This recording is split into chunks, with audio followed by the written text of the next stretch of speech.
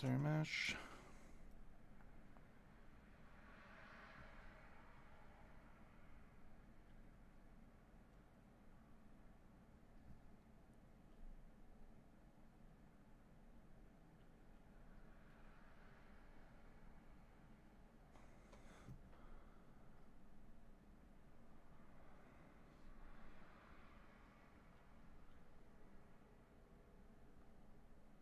I'm really curious why it's why does it look so different? It's like literally on the same fucking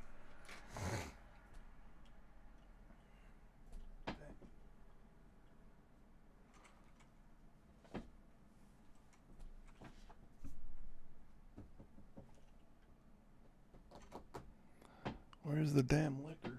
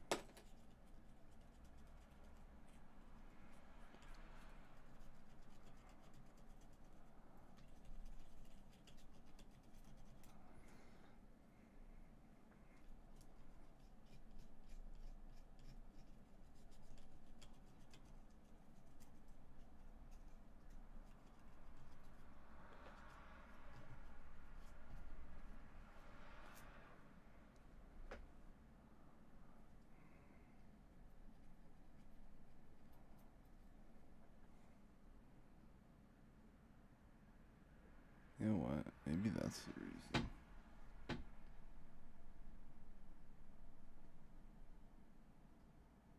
Yeah, I'm not sure.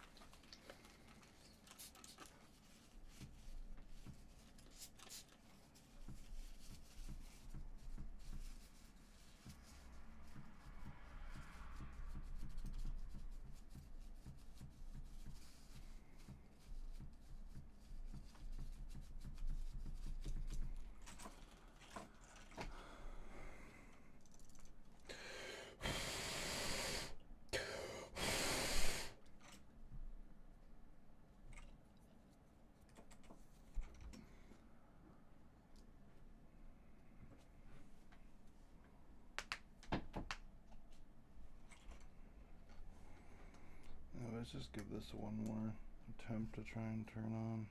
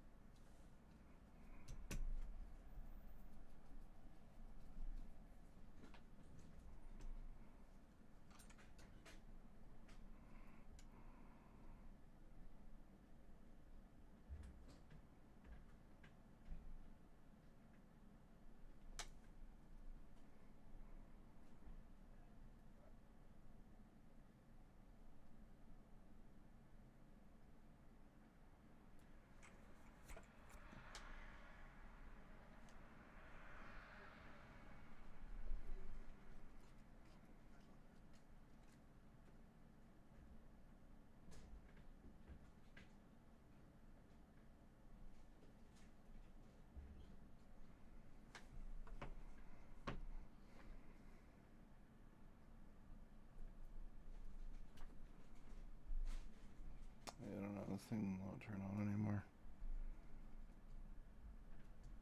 Was turning on, stopped.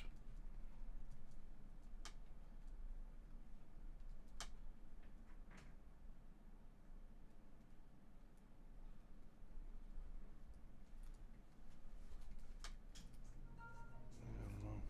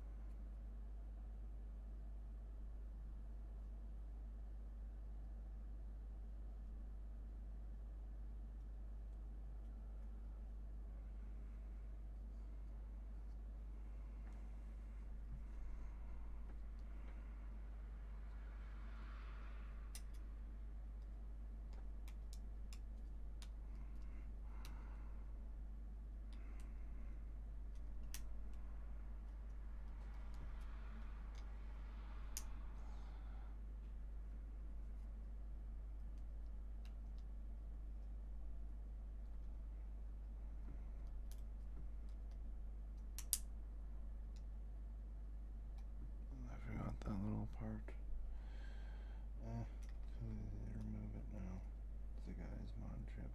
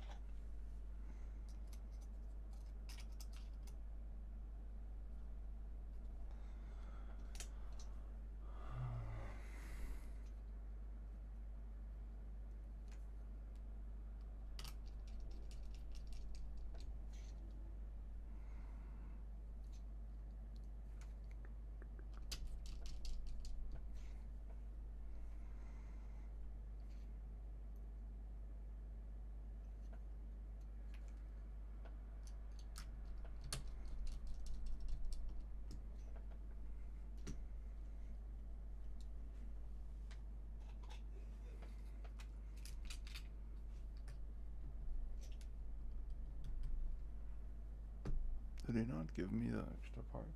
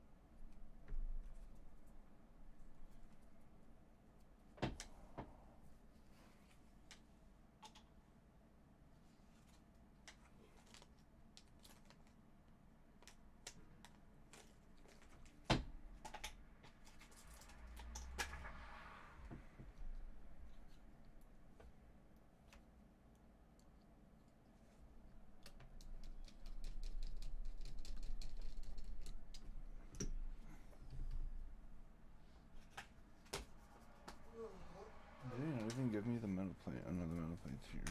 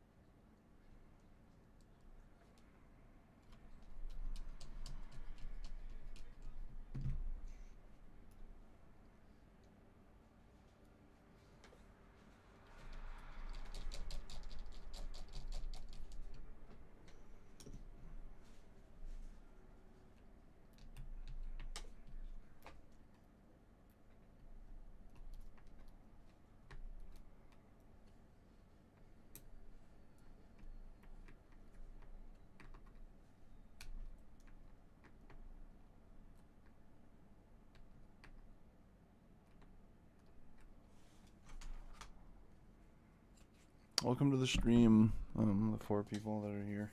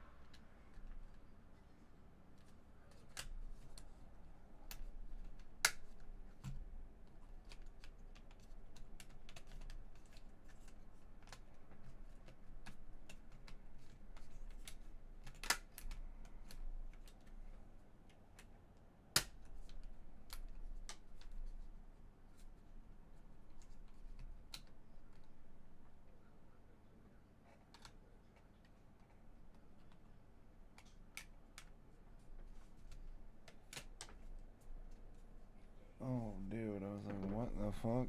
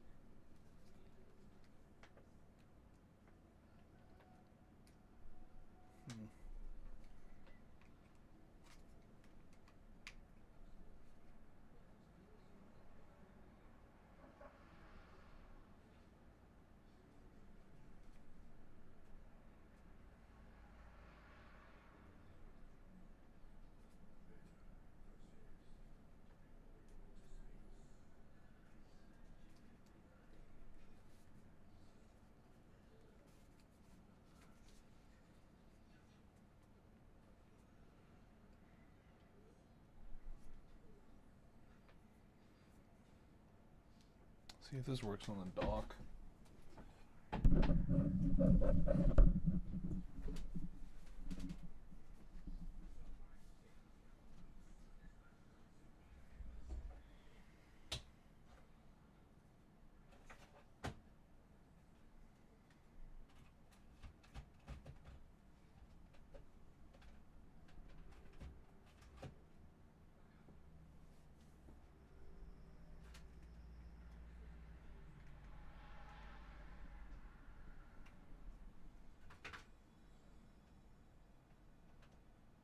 Did he break these?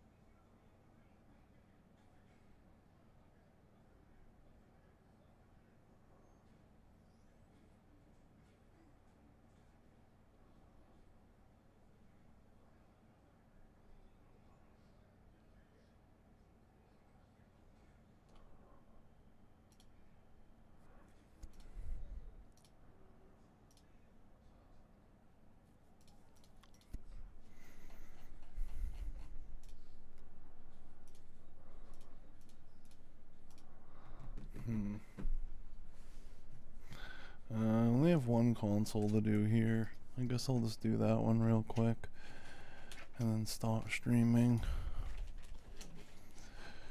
I think I only have one anyway.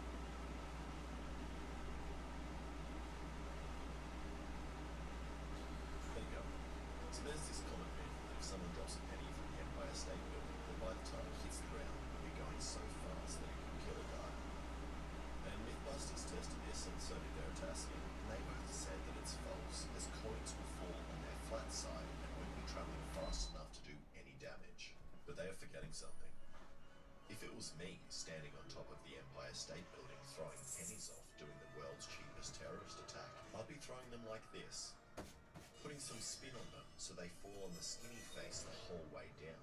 And they also forgot about Aussies that might be visiting America, as we have these bad boys, the 50-cent coin, the heaviest coin in circulation, weighing 10 times more than a penny. And it's also built like a ninja star with these sharp points. It's almost like our government designed them to kill New Yorkers. So today, I'm going to put these coins to the test and see if a falling coin can actually kill you. Alright, now the first thing I did was grab a bunch of 50-cent coins and went into my garage and started throwing them at the wall. And I was pretty happy with what I saw. Some nice big holes. And also the spin I was putting on the coins seemed to make them stay on the skinny side. But I have no idea how fast I'm throwing them. So I made this measuring stick with lines every 10 centimeters and then used this camera filming at 240 frames per second to see how fast they're going.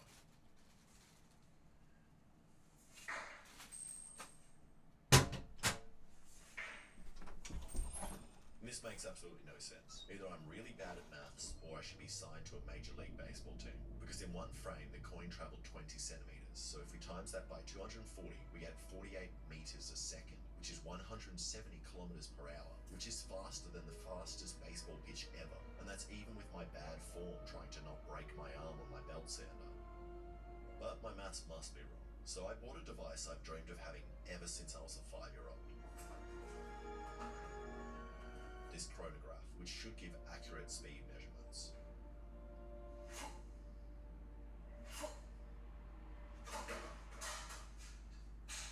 So I added some extra protection to the chronograph to stop me from doing that again, and then threw some coins through it.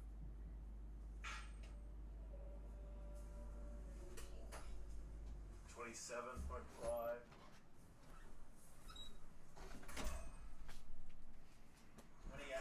And that was disappointing. Turns out I can only throw a coin at 30 meters a second or 110 kilometers per hour. Okay, now that we know I can throw coins kind of fast, I need to work out the terminal velocity of a 50-cent coin. And to do that, I'm going to copy what Adam Savage did in Mythbusters and make a wind tunnel. And he used acrylic tube, which is kind of expensive, so instead I just ate some yogurt.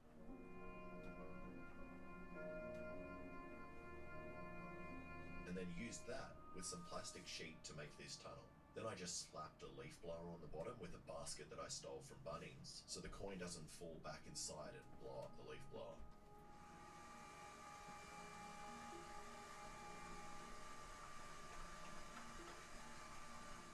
And this isn't really working. I think it's too wide and the air isn't flowing through evenly, so I made a smaller one.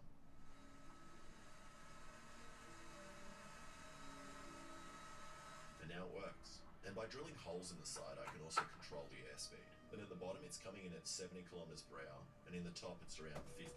And you can see that now the 5-cent coins, which are similar to pennies, flutter around and stay in one spot in the tube, meaning its terminal velocity on the face is around 60 kilometers an hour, which is what the Mythbusters estimated it to be.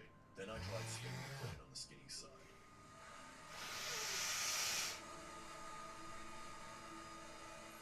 And that went straight through the tube. So I bumped up the airspeed to 80 kilometers an hour and tried again.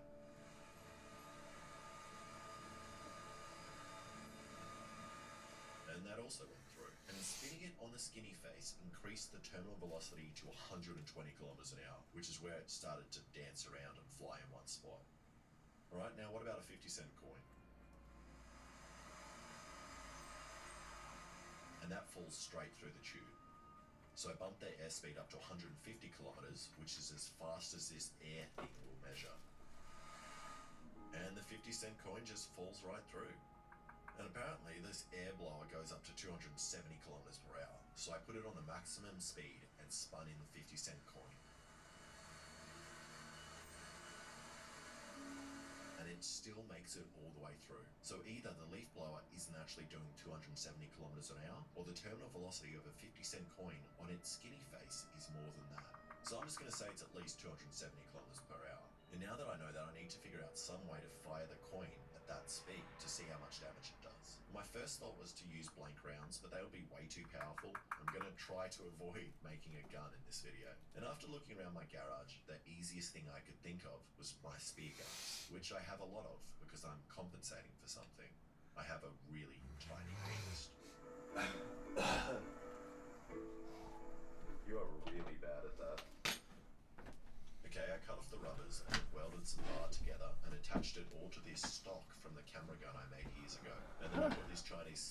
mechanism in the top and loaded it up. Oh boy. Just get her done.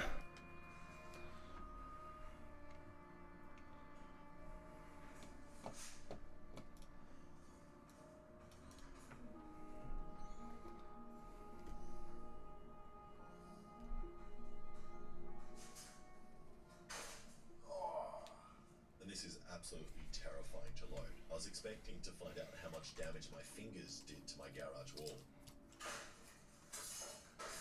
But eventually I managed to fire some coins. 1, 3, 2. Whoa! And at first I liked what I saw, so I attempted to shoot it through the chronograph. 3, 2. Hmm. 3, 2. Then went through it at 25 meters a second. Well, I'm trying it faster. And that's very disappointing, so I need to come up with something else. Then I saw my grinder and thought I can probably use it like one of those ball throwing things. And Corin, if you're watching this, I know when you gave me the grinder, you told me not to do anything stupid with it, but this is just too perfect, and the coins seem to fit right in.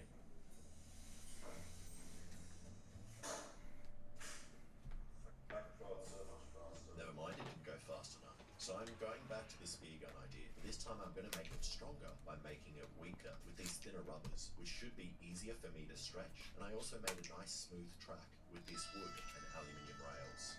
And I'm also not going to rely on that slingshot trigger from China, not because it's bad or Chinese, but just because I somehow lost it while taking it apart. So I'm going to design my own trigger mech, and after sketching up some designs on this desk that was sent to me by the sponsor of this video, FlexiSpot, which is this awesome adjustable standing desk that stops me from breaking my back like I usually do when making things, this is what I came up with, which didn't seem to work. So I made it out of metal, which should hopefully be strong enough for the rubbers.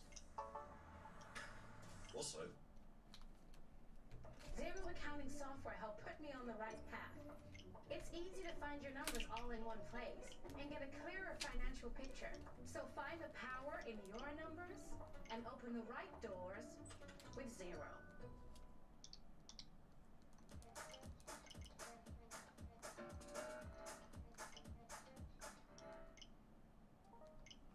So I learned something pretty cool from your mum last night, a new kind of knot called a constrictor knot, which works really well for tying rubbers together. And after slapping myself a couple of times,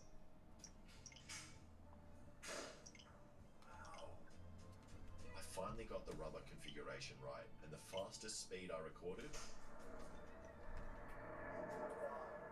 was 215 feet per second or 230 kilometers per hour. And that is fast enough for me. And I don't know why these weaker rubbers were stronger, but maybe it's something to do with the lightness of the coin and the speed at which these lighter, quicker rubbers contract. Or maybe it's just because they're pink. Now I just need to shoot some stuff with it. And I'm going to start with 8mm plywood, which I've heard from people online is similar to the strength of a human skull, which seems wrong, but if it means I can shoot through it, then I'm going to say it's accurate. I have a feeling these rollers are going to start soon. Right on cue. 3, 2. It's only 50. He went straight through. And the coins easily went through, and also managed to stay on the flat edge. So we know that a coin traveling 230 kilometers an hour can go through plywood, but I'm still not happy. I need something thicker. So I'm going to shoot the desk that FlexiSpot sent me.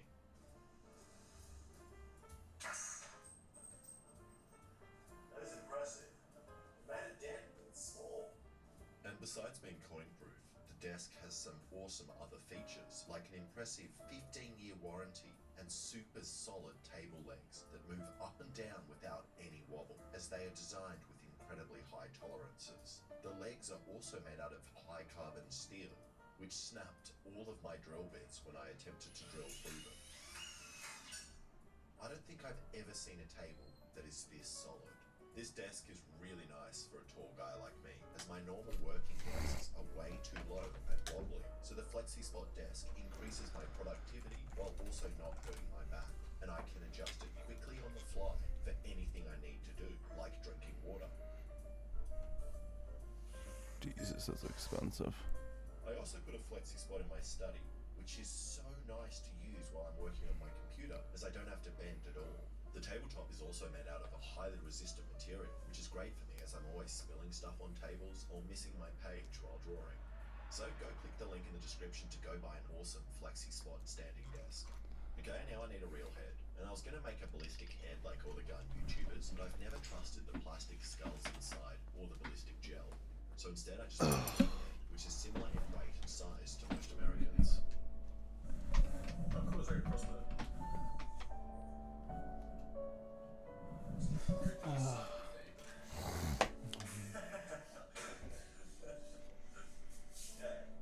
3, 2, 1.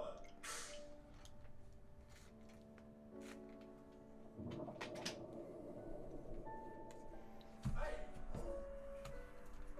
Fish point! That it? Went in? Oh wow. And that went in so much deeper than I thought it was going to, going all the way through the cheekbone, and probably like an inch deep into the head. 3, 2, 1.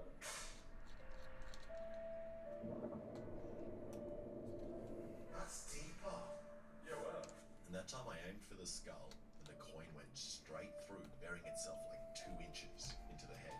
And that confirms that a 50-cent coin traveling at 230 kilometers per hour would kill you. But I'm still not happy with this. I need to do a real test from a proper height.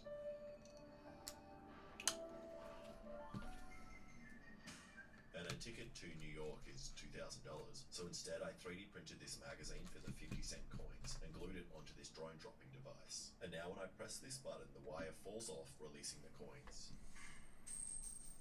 Yes. I also put the magazine on an angle so the coins hopefully roll out with some spin instead of dropping straight out. Now the only problem is that I need to be underneath the drone while it's dropping potentially deadly coins, but I'll deal with that later. So then I went out to a spot that hopefully shouldn't have any children running around, the car park of a church. Fine. It works? That's working. Why is it not listening to me? Why is it not coming down? Wait, what are you doing? Do you know, maybe you don't know how to operate it. And I'm having some drone troubles, which I just chose to ignore, and I lay down a piece of 9mm plywood as the target with some skulls on it, which I don't think I have any chance of hitting. It just doesn't really feel like a science experiment, you know? In this car park that we're not meant to be in the wind, just trying to drop something off a drone that doesn't come down. And can we set up the table so we can hide underneath it? Yes. I don't want a coin in my head. I'm not gonna make jokes. I know, I just workplace safety. I'm gonna use the flexi spot desk on top of my car since I know it's coin proof. So go buy your own coin proof flexi spot desk and enjoy a no minimum $30 discount. If I would buy the Vampire Tools screw extractor set, or if you don't want to buy the entire set, I would check if it's recessed or not, and if it's a recessed screw, then you'll want to specifically buy the recessed screw extractor from Vampire Tools. But I would for sure at the very least buy their the miniature screw extractor pliers. They're around like $20 to $30. I feel like the Palestinian. They're different from normal pliers. They're called vamp pliers. They are normal pliers, but they also double as a stripped screw extractor. They're specially made and patented. They're patented tech, but like they're specifically made to be able to grip onto the tips of screws. But these really only work with screws that aren't recessed. If it's a recessed screw, you're gonna want the recessed pair, like for recessed screws. But even then, if it's too really deep, you're not gonna be able to get it out with these. But if these won't work, I would either completely destroy the screw somehow or melt it, or I would use. I know some people have success with a drill set that uses a like basically they use a drill to like drill another screw head like another screw like thing onto the top, and then they use another, and then they use the normal bit to remove it. That is the best solution if you're able to do it, but every time I try to use that method, it never works for me. But that method being installing, like, basically you have to make a new hole. Like, you say if this thing was stripped here, you'd have to make like a new, you want to make a new grip for it. Like, see how the screwdriver fits? So it would be a hole if it was stripped. You want to create a new hole that's like, that'll properly fit a screwdriver. And there's like drill sets specifically made to do that. And it is really cool seeing the different spin lanes. And the coins fell in a dead straight line. But every time I try them, they don't work for me because I bought a set, but maybe my set's bad, or I'm probably just using it wrong, to be honest, but I really don't know. You'd be bleeding like a lot. You would be bleeding. That's 40 meters. And what the Empire State Building is 10 times higher than that. That's high. It was. Oh wait, no, that's not Twin Towers. So I reckon that if someone spun a coin like this off the Empire State Building, it would stay on the skinny edge and reach speeds of at least 270 kilometers per hour, which is more than enough to pierce your skull and kill you. Which is why I recommend everyone in New York walk around with a pig head above them at all times. Thank you so much for watching. If you like that, please subscribe and check out some of my other stuff.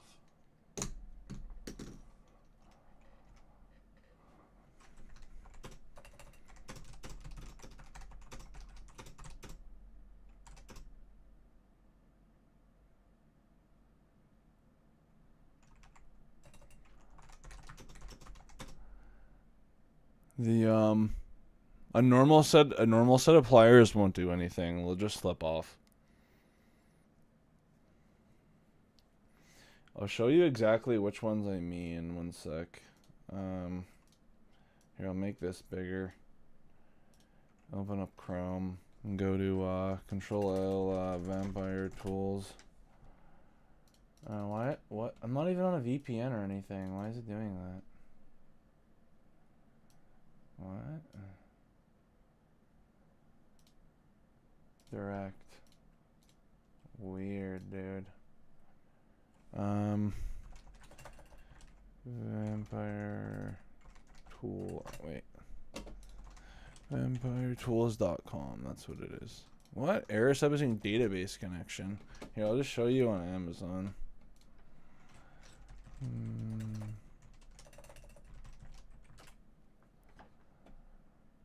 What? Why are they getting flagged? I'm so confused. One sec. Let me get Firefox over here. Okay, so VampireTools.com.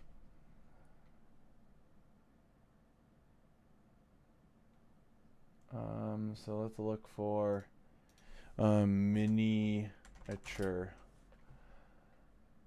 So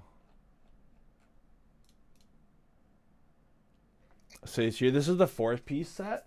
So if you're like looking for a good set of like pliers and like, wait here, let me just like move this into a window I can actually see. 1 second.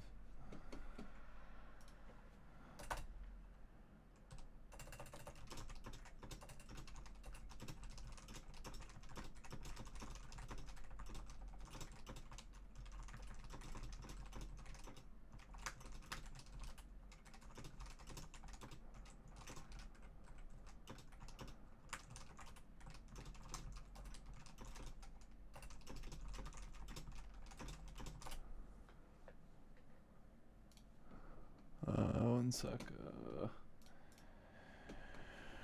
Move this over here, and then we'll move that, and then we need this, but we want to put it on Firefox, and then make it visible. Okay, here, and then unlock it, and then make it bigger. Okay, here. So, this is the mini 4-piece set. In this set, you'll get some flush cutters, which are these, I believe, and then you'll get some needle nose vamp pliers.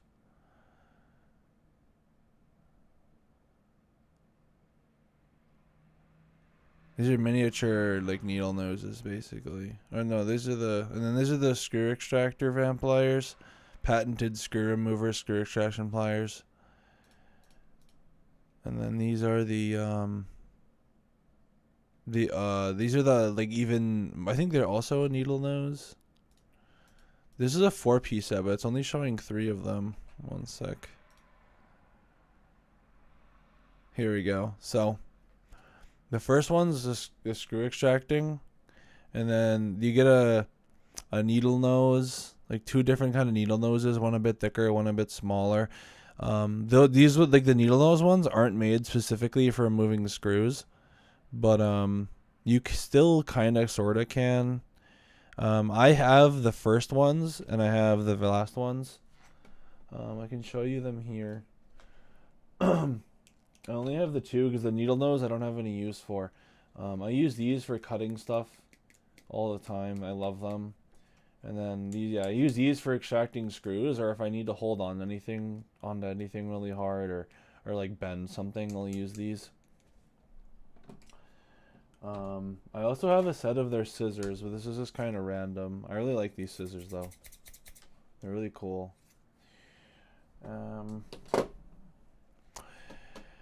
But they have a Vampire Tools recessed screw extractor. It's not there. One sec.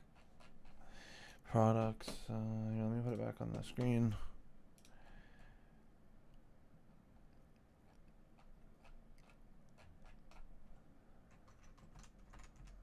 Recessed. Here. So there's recessed screw extractor.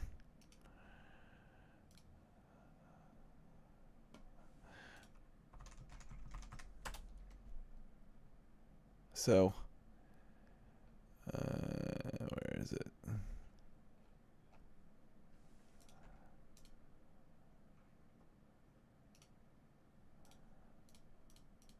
They have a few sets. So like, you can get just this kind of set. Or you can get like, I think this is the recessed screw extractor, I'm not sure. I always forget. Yeah,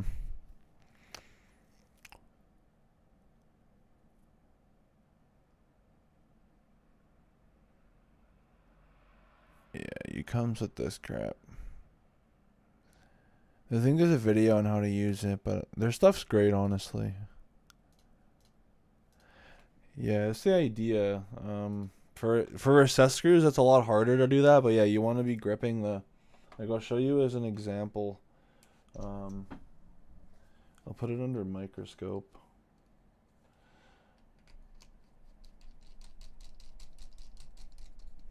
Like, so this screw, for example, I'd want to be doing this. Oh, you can't really see that well. I'm not gonna, I won't really be able to put them on, but you'd be grabbing them like this and then turning it out. It's not easy to do on microscope, but it works. I'm turning them right now with it, like this.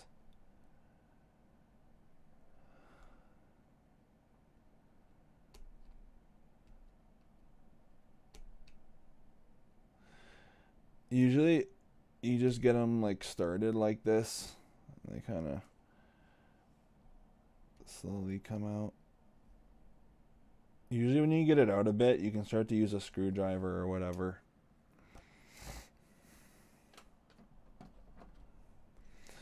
But yeah, the ultimate solution is to use a like a drill set that makes a new like screw head thing, like a new screw hole to actually use a screwdriver. But I don't know what it is with those things, but every time I try to use a set, it just doesn't work for me. I think I'm just using it wrong, but every time I try and look up how to use it properly, I can't find any information that ends up helping me out. It could be that the set I bought is just really bad too. I don't really know.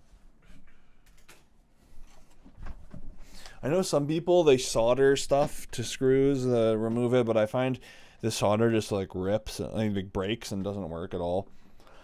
Some people use glue. That also doesn't work for me. I find the glue just rips or breaks.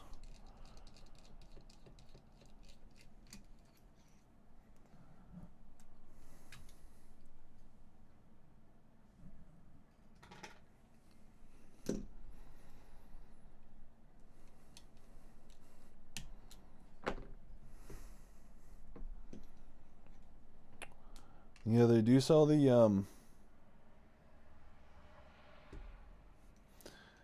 they do sell all the vampire sets on Amazon, by the way, so you can just return them if they don't end up working for you. I also really recommend having a high quality screwdriver. It'll help with how often your screws get stripped. It'll help quite a bit, probably. I really recommend the LTT screwdriver, the precision one, with the LTT bits. But the LTT bits are on back order right now, so I'd probably recommend just getting the LTT precision driver with the iFixit bits. And then ordering the LTT bits when they come in stock.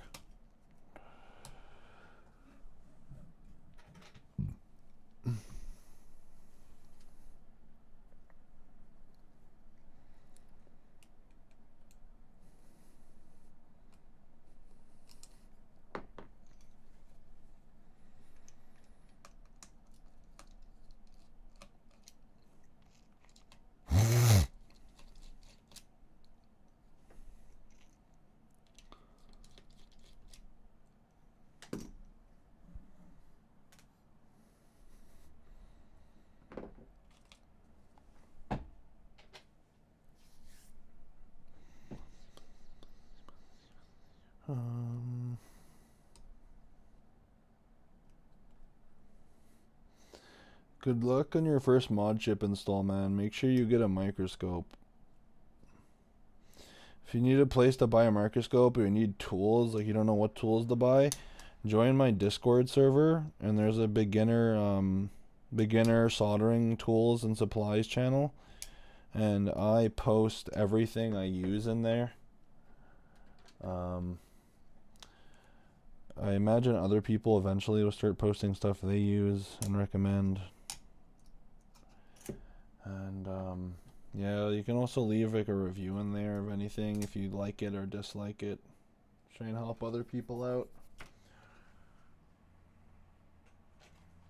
Discord isn't very big right now though.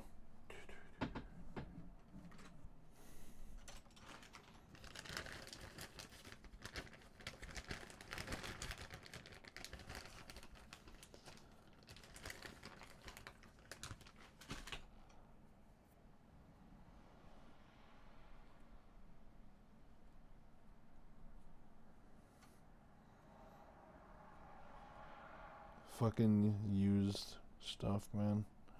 But he was trying to mod it or something and strip the screw and just returned it. Some guy, and they just fucking sold it again without really checking it properly.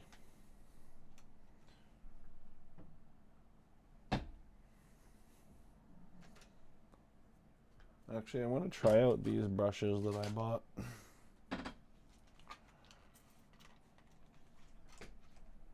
See if they work.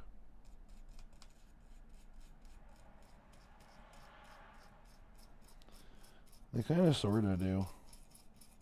They get between the capacitors at least.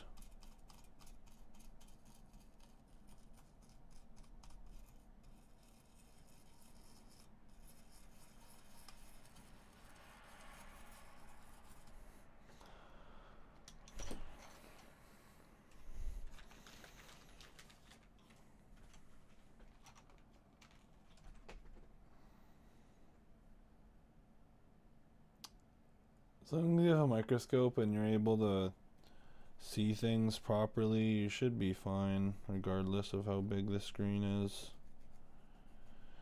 But I would recommend, if your microscope has an HDMI output, to connect it to an HDMI screen, because I find it usually lowers the latency, and I also find it usually has better quality over HDMI. At least if it depends on the screen you connect it to. Because the normal screen that comes with them are usually ass. But if you connect it to like a high quality like gaming monitor, it's like low latency and stuff. You usually have an even better experience.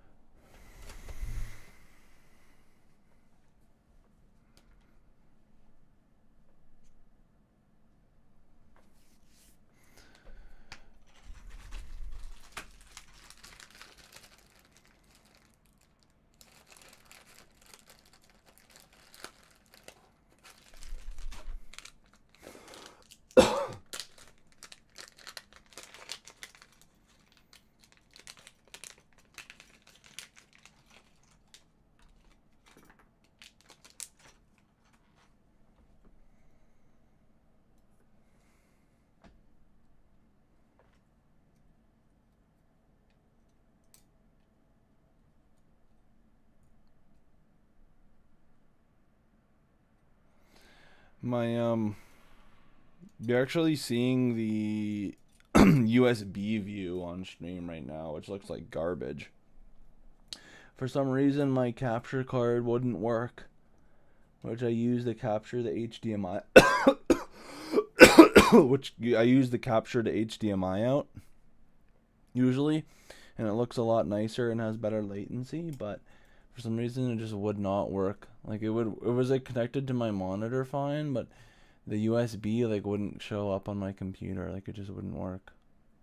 So I connected the USB output of my microscope, and we're just using that on stream right now. It's not that bad. Could be worse.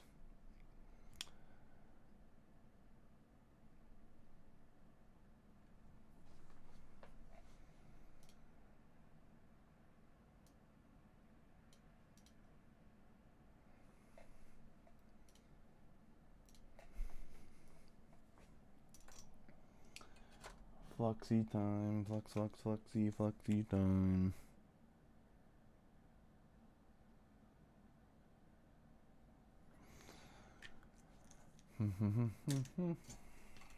You guys want to see my soldering iron? Look at that bad boy.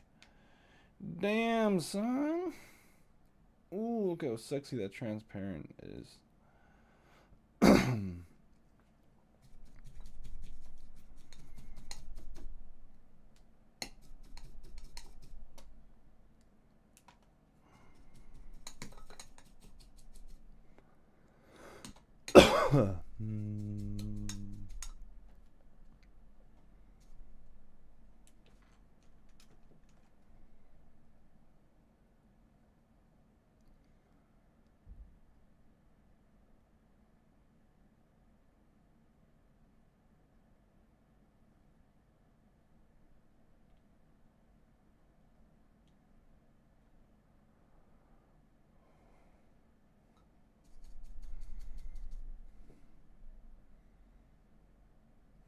Honestly, that looks fine.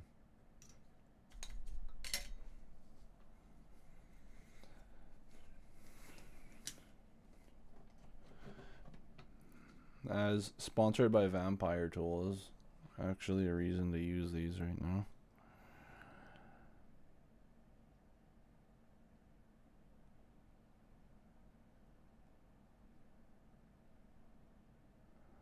You should buy a practice PCB off Amazon and just make tons of solder joints on it. And usually they'll come with resistors and capacitors and stuff, and just solder all of those and practice using your flux. And just know how much you need. Practice using very little flux, practice using a lot of flux, and compare your results so you know how useful flux is and how it should be used. And you'll be able to see what it looks like when there isn't enough versus when you have enough. Usually there's no such thing as too much flux. Obviously you don't want to just put it all on the board though. It's a big waste. The V1, V2 is really easy to mod though. Not really too much to be concerned about. But you do want to keep in mind that you just want to pretty much you want to see what I was doing. Like when you're over here, you just want to put this APU adapter in and then just put some flux down and then put some solder on your iron and kind of just touch the area. If you put it in right, with just touching the area, the solder will go onto the pad and then just flow onto the capacitor naturally, and you wouldn't have to put any heat on the capacitor. And you want to stay around 300 Celsius because it's really easy to remove these capacitors from the board. And if you remove both of them, you'll be fucked. If you have at least one, you'll be fine, but if you end up removing both of them or damaging both of them, you'll be fucked. It's a pretty easy fix if you are experienced solderer, but if you're not, then it won't be. And you'll need a hot air gun to replace them. There's no way you're doing it with an iron unless you're like an absolute god tier soldering iron user.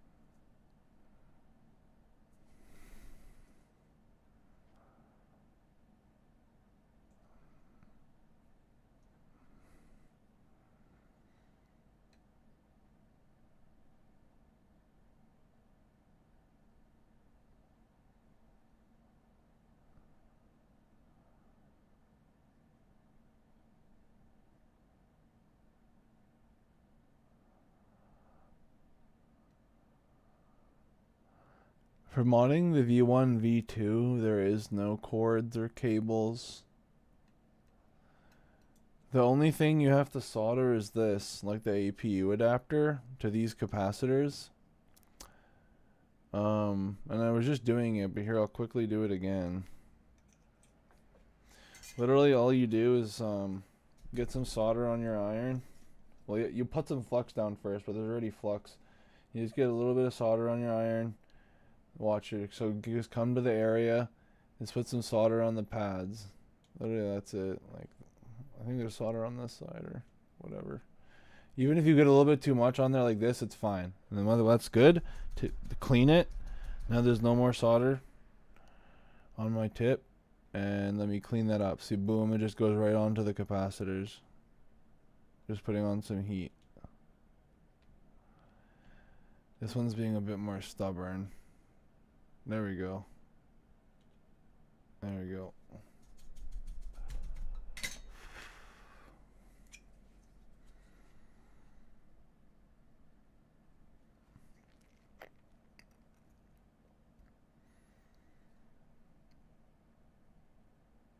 That's the only thing you have to solder for the V1, V2, and there's nothing else whatsoever you have to do.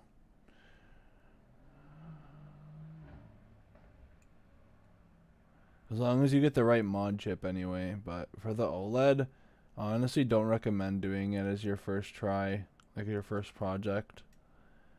I just completely avoid it. Get someone professional to do it.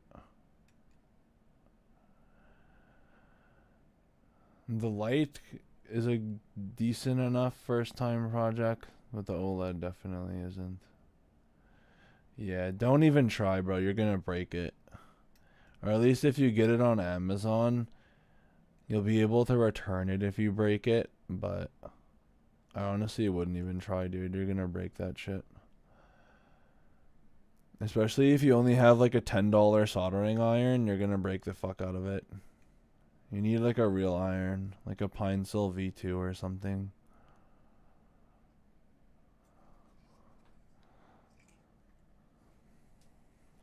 The OLED is not a beginner project whatsoever.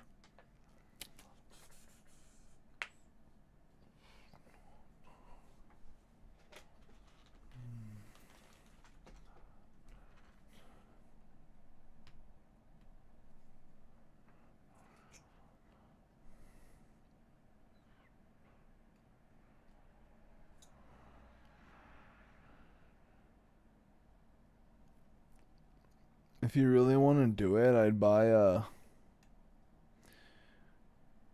a Game Boy SP and buy a ton of mods for it, like the audio amplifiers and the power cleaners and like the all that shit, and install like every mod you can find that requires soldering. That shit's all really cheap. The Game Boy SPs are worth like 60 Canadian. Like 40 USD. You can get a Pine Sill V2 if you don't already have an iron that's actually worth some money. And then, well, after you do that, I'd get a V1 or a V2 and install a mod chip on that.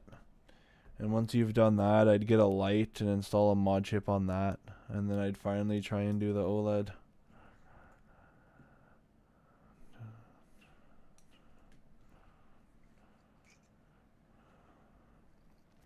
If you intend to return it if you mess it up, I'd really recommend making sure that you purchase it from Amazon, because Amazon actually has like resellers on their website. Like, they're not the only sellers, like they're also like a marketplace.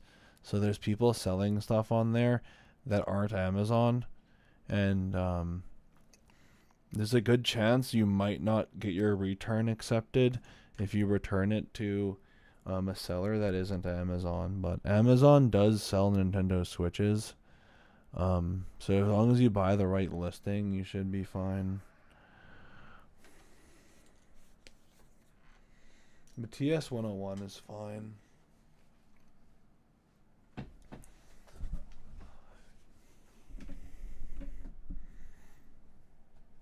I'd also highly recommend, if you don't already, to have a fully ESD safe workspace. You're going to need to connect your work mat to ground, and it's going to need to be a dissipative mat. This is made by HP Fix, available on Amazon. And you're also going to want an ESD wrist wrap that's also connected to ground. You want it connected into the mains ground. You don't want to connect it to anything else. It's only going to be safe if connected to the mains ground, like literally, like you want to connect it to the wall, like the ground hole in the wall. And you're also gonna potentially want like a ESD floor mat for your feet if you want to be even extra safe. That is also dissipative and connected to ground.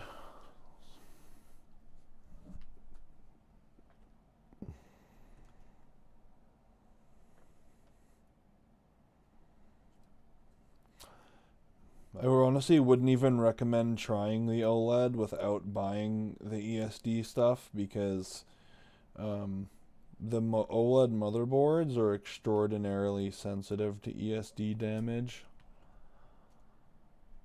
Pretty much everyone that brings me a console that they tried modding and failed, typically almost every single one, the display stopped working because they were working in an environment that wasn't ESD safe, and they just had to buy another one.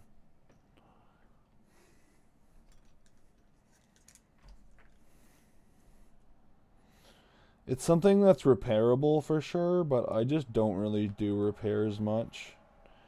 It's usually just not worth my time.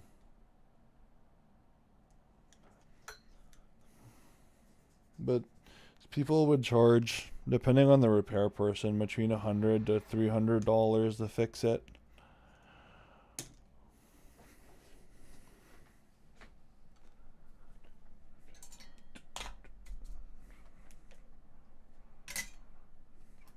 I'm just not a repair guy. I need to practice more repair. I need to practice the thing I'm the worst with is I'm just really bad at fault finding. Like, I'm just so bad at being able to find which part is faulty. Like, if it's not immediately obvious on my what's it called, thermal camera, I'll just typically never be able to find it unless I get really lucky. There has been a few times where I have been able to find it, but most of the time I cannot.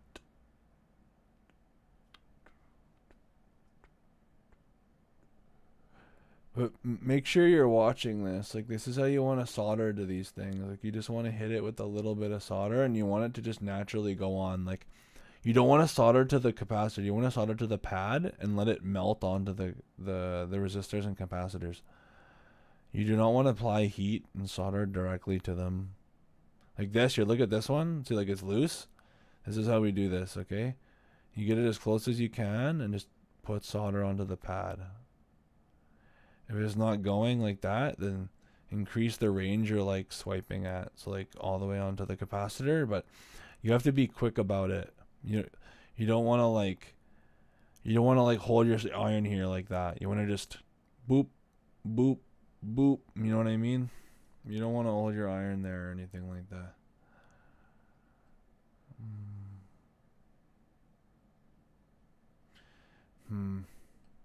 Gonna need to. Fuck. I think I. Damn it.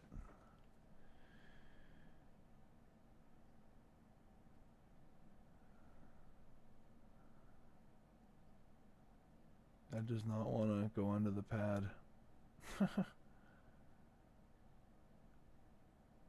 Okay. Yikes.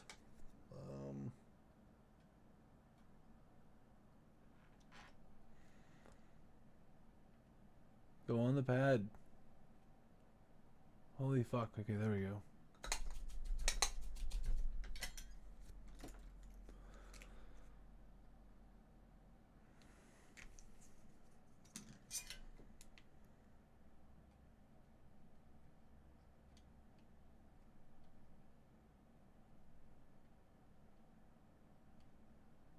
Okay, anyways, this should be fine.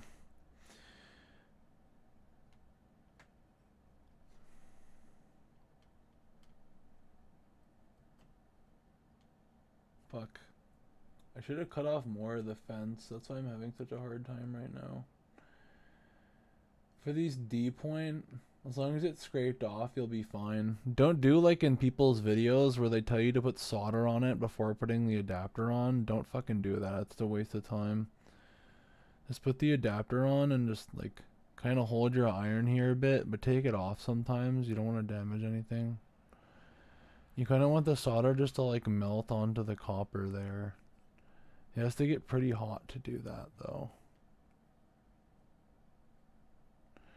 And it has to be in a good spot.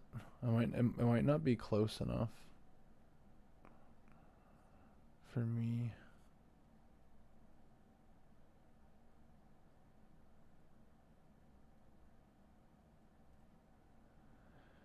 Did that work? No, I don't think so.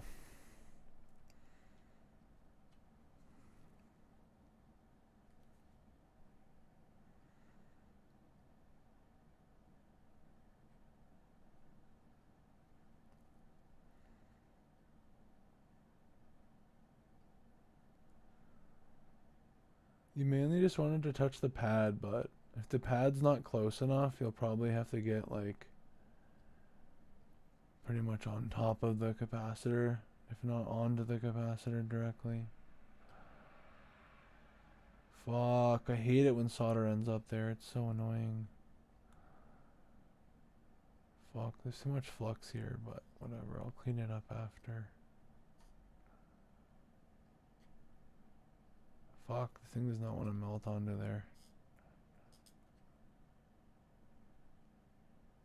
That might have worked. Maybe.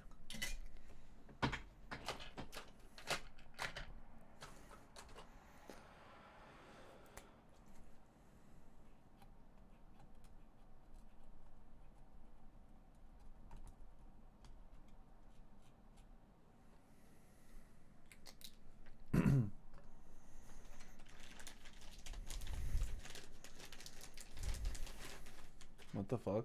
Why can't I see anything?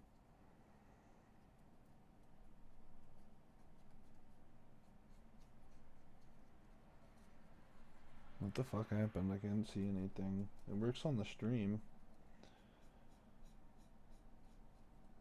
So much flux.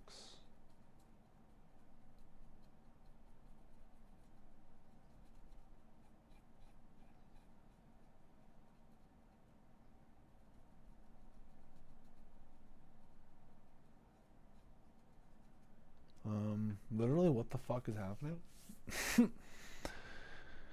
Oh, there we go. Okay, now it's bugged again. What the fuck?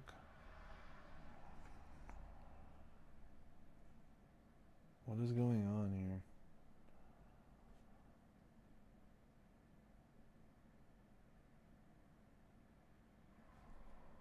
Okay, now it's working again. Damn it. I still need to clean that up. Oh my god, I used the wrong fucking pen. I put more flux down. I'm so stupid.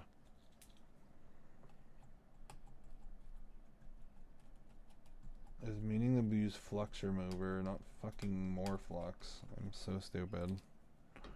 I was like, what the fuck?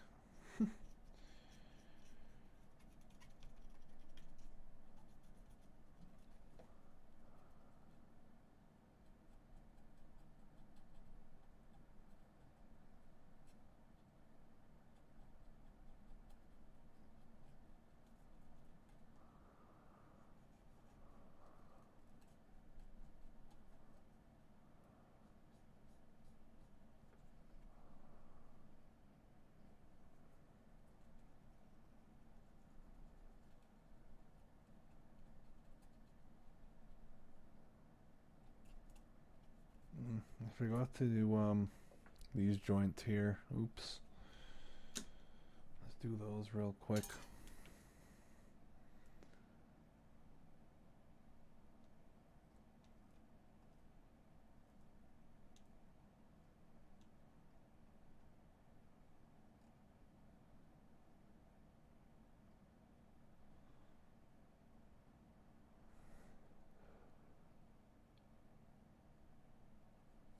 Fuck.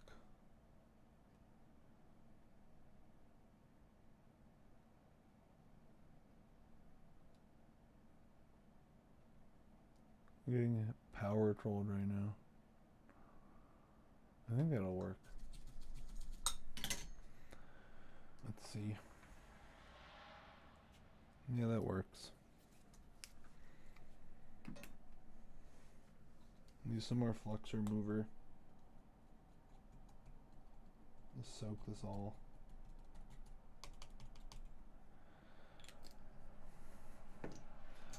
Alright, now I'm at 320C. But sometimes I'll go down to like 290. 300-ish. Doesn't matter that much. As long as you're around 300. Don't go much higher than that though. Some people do 350, but I think it's pointless.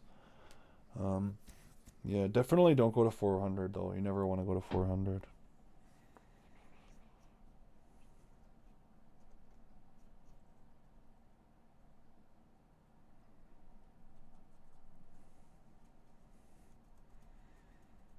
At 400, you'll just start evaporating stuff.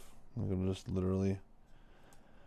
You'll like remove stuff from the board as soon as you fucking make contact with the iron.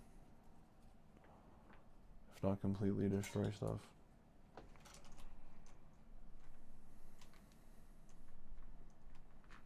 Bruh.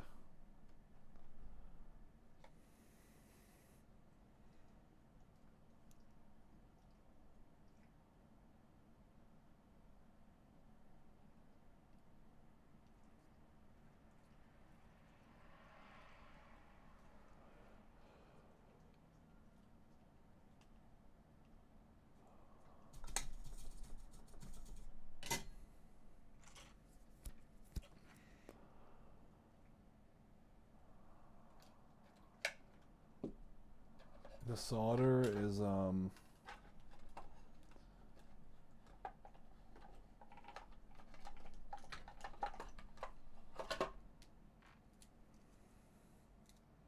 22 gauge, 0.032.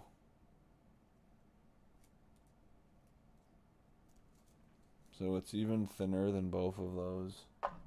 But the thickness of your solder shouldn't really matter. It should just melt right onto your iron and like glob up. I don't know. Probably just low quality solder. Go into my channel and buy the solder in there. It's MG Chemicals No Flux. I mean, no clean. Here, I'll show you the branding. It's like around $50 for this 2-pound spool. Or it's 1 pound, I think. Yeah, 1 pound. Solder, MG Chemicals, no clean, 0.032, 22 gauge, 2.2% flux. They sell a pocket dispenser, like this one, for like $8.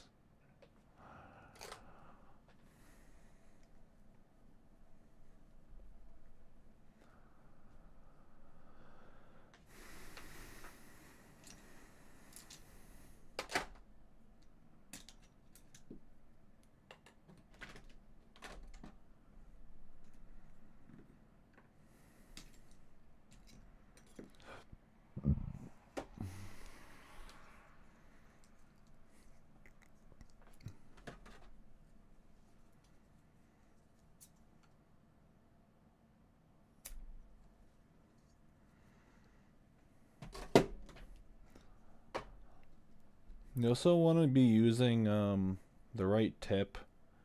I personally like the cone tips and the tip I'm currently using the most. But if you want a cone tip, you want a fairly thick one. The really fine cone tips, their heat transfer is absolute garbage. Like the really fine ones. You want the one on the gross side, not like fully gross, for a cone tip. I'm using this tip right now. It's like a chisel kind of thing.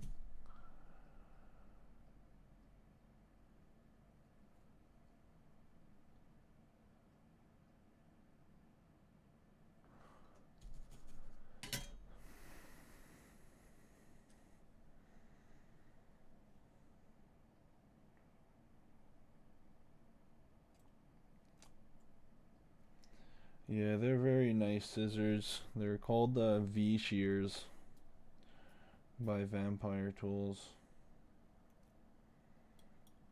They're only like $20. They're a great size and they cut really well. Can't complain. I really like the large handle on them because my hands are so big. They sell some smaller models as well.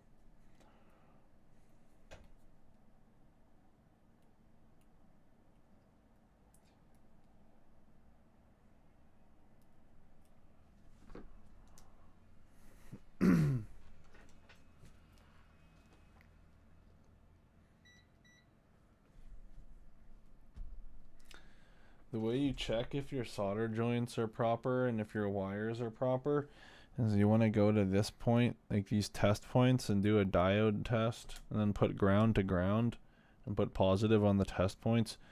So now we see 3v3 is 0.899 volts, so that's right. That means it's good. Then D is 3.1, which is wrong.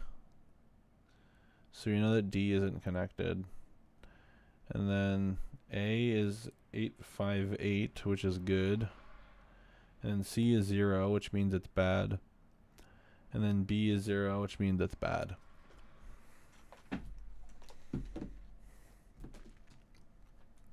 Let's go back to D here.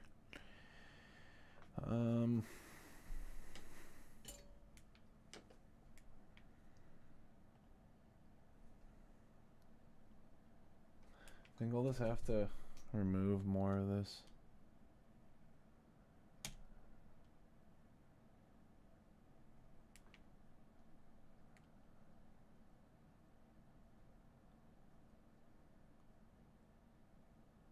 What the fuck?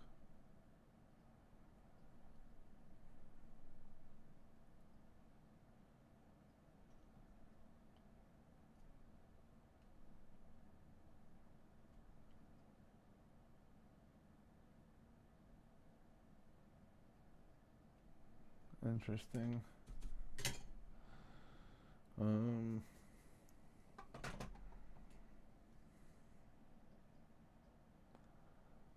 don't know if I'll be able to cut it now that it's solder. Oh, I can. I could just remove this thing.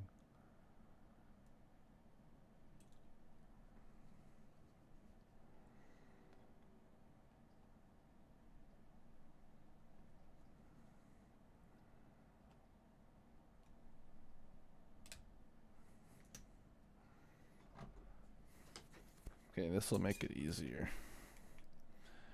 The thing is barely connected though. Like it barely has any space. I'm gonna get a little bit of solder on my iron.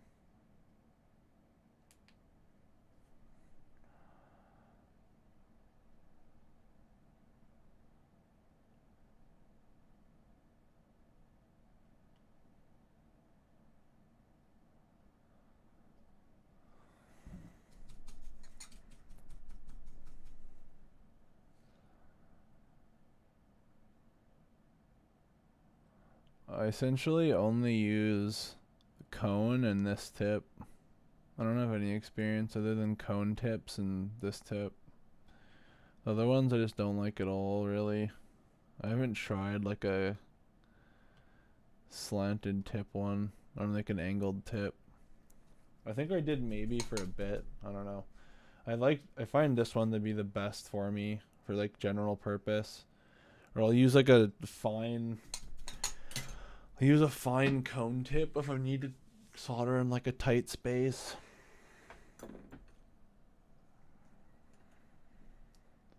The flux remover again.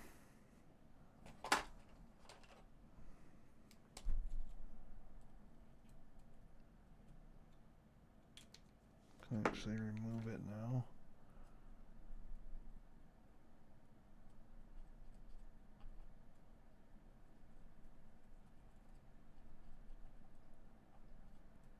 The flux remover works pretty well. I didn't think it'd work as well as alcohol, but it actually works a lot better. It like completely removes it. Very nice. Good buy. I'd recommend purchasing flux remover. MG Chemicals flux remover. So let's double check our D point again. So D point looks good now. Now we'll have to take this out of the assembly, like the motherboard. Start with the ribbon cables.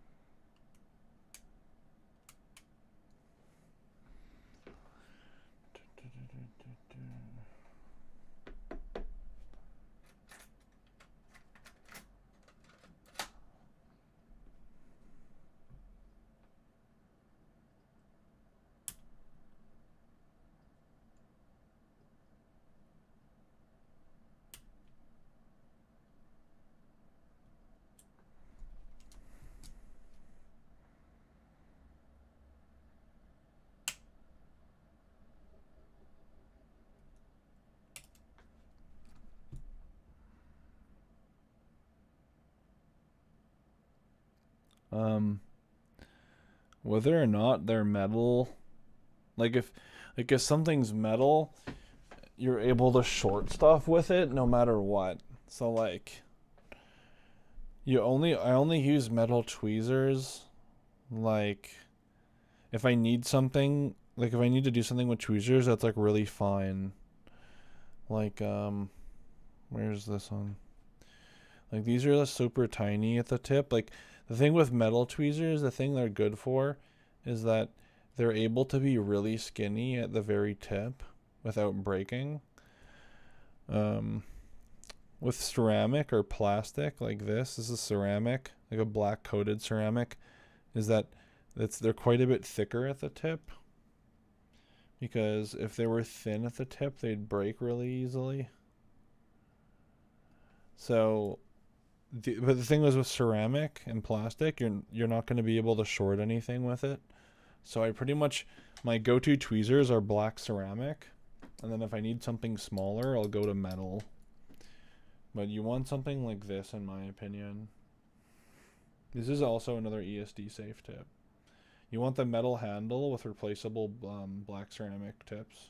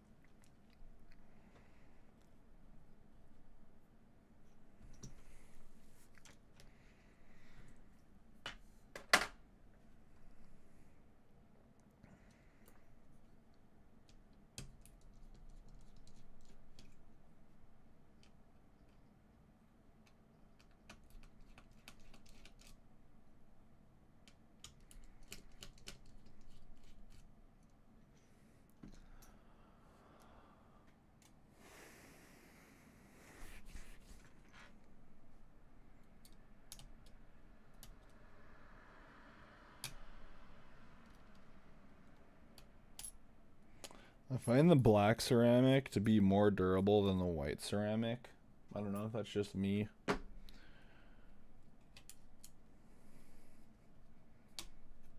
I don't know if that's anecdotal or not, but that's my personal experience with it.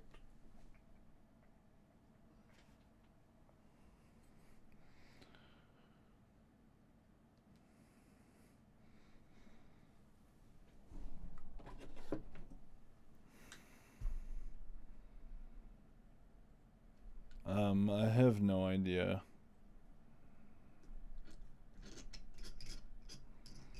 You can get the ceramic tweezers for like $10, so I just buy them. You can get them even cheaper on AliExpress. You can probably find a pair for like a few dollars.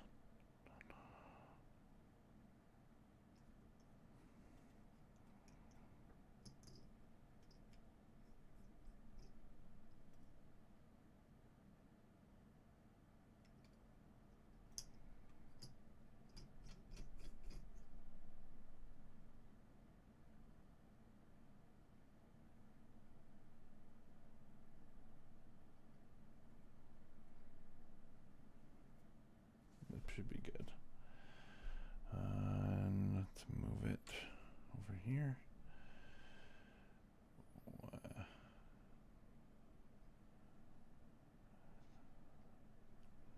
We're working in this area right there.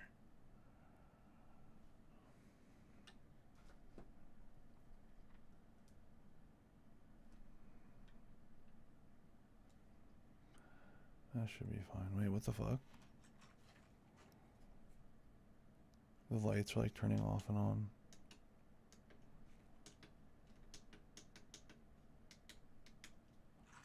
Weird. Need some flux. I highly recommend this flux, by the way. MG Chemicals No Clean 8341. Specifically in the syringe. The jar is okay too, though.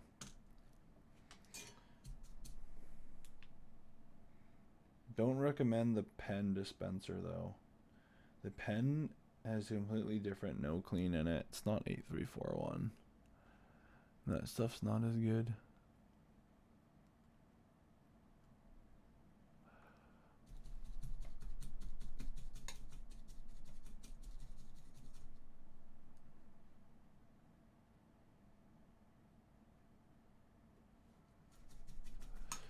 Now I need 2 wires. I'm using polyurethane enameled copper wire. But you can use pretty much anything as long as it's insulated. As if you use a non-insulated wire, it'll short on stuff, which you obviously don't want.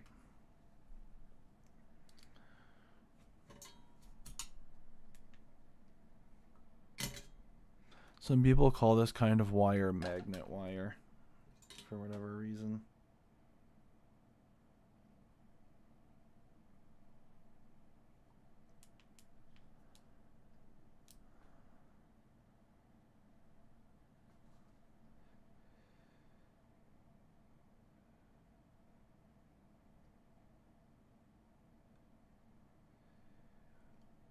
chemicals are not made the same.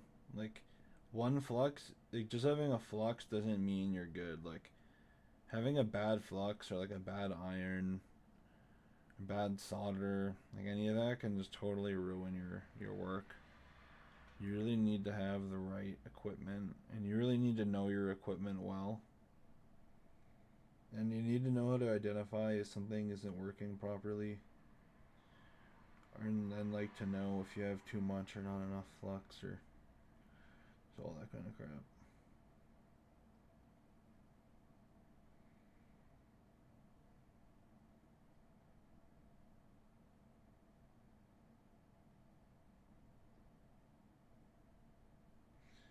So this wire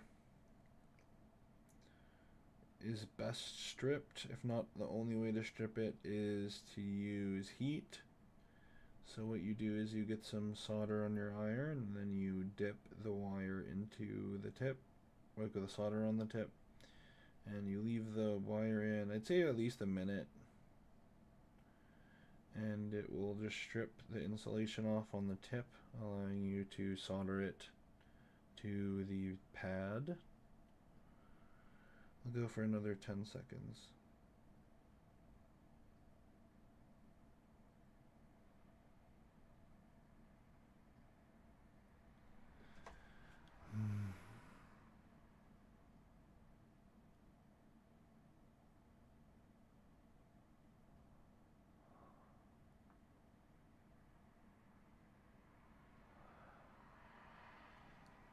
Yeah, I'm at 310 right now, but you never need to change temperatures. The only time you ever need to go higher in temp is if you're working with like a factory solder that has a really high melting point. But this MG chemical solder has a melting point of 180. So really you could probably even be at like 250 or something and still do fine. You essentially never have any reason to be changing temperatures.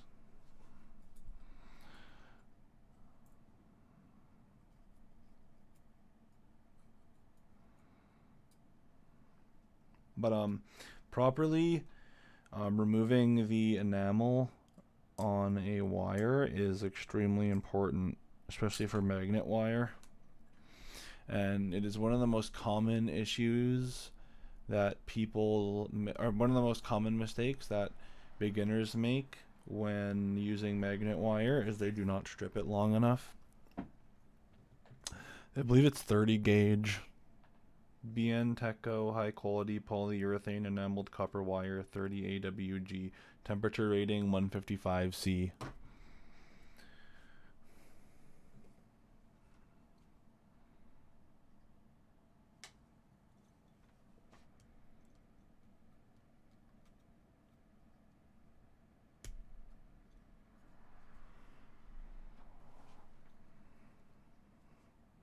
This, by the way, is a Hacko OmniVise.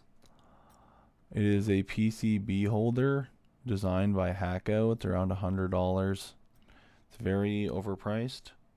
There is knockoffs, but they're only another $10 cheaper, so I wouldn't say it's worth it to get the knockoff. I personally really like it. It's better to have two of them if you're working with bigger PCBs. If it's a bigger PCB, the problem is that once you're like, if it's say this PCB is all the way over here, if you don't have a second one, it's gonna like move up and down. Like it's gonna be really loose, and it's gonna be shit. Like it's not gonna even be worth it to use it. So if you work with bigger stuff often, you'll want to get two of them. But if you're working on like Nintendo Switch PCBs or something, or just like Game Boy PCBs, just one is fine. I really like them a lot, but they're literally $100.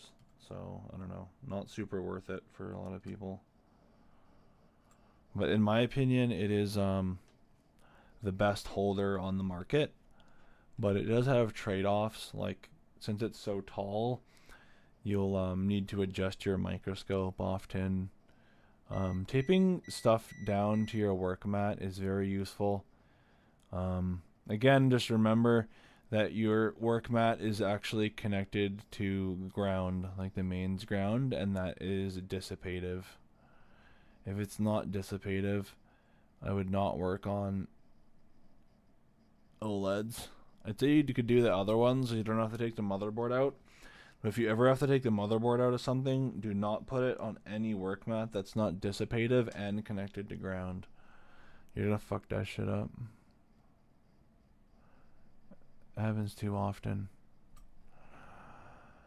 For a long time, I wasn't using a holder or tape or anything. I would just kind of hold it down with my hand. That's really just the safest method, in my opinion, and it costs the least.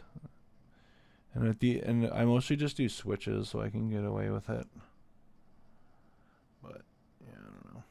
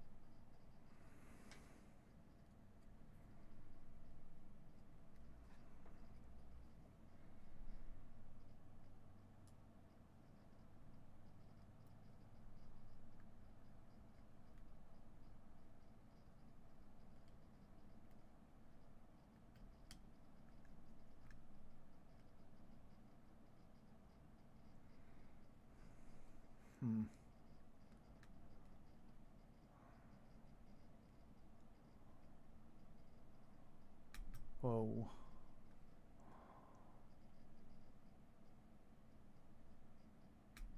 Wow, interesting.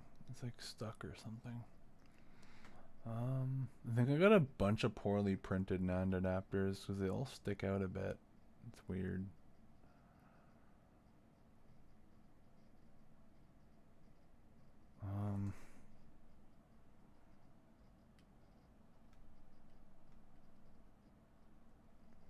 Damn it.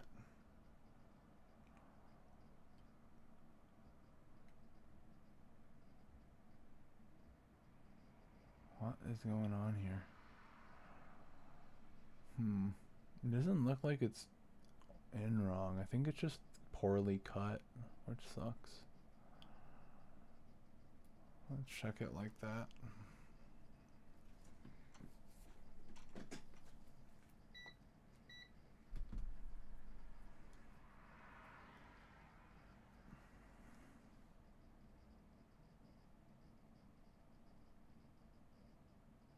Looks good.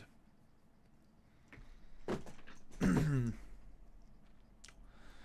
go ahead and fuck. Okay, there we go. Get that iron and solder these anchor points.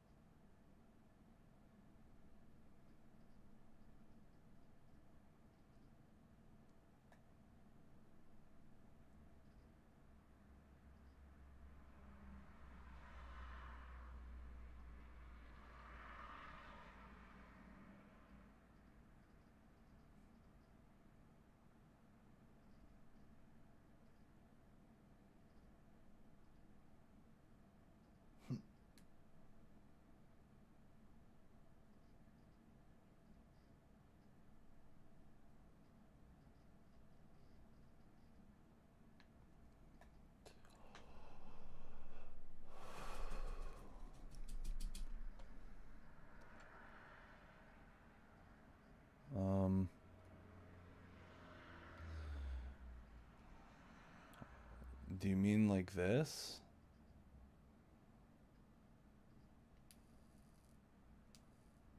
There's no flux there. Like that, basically.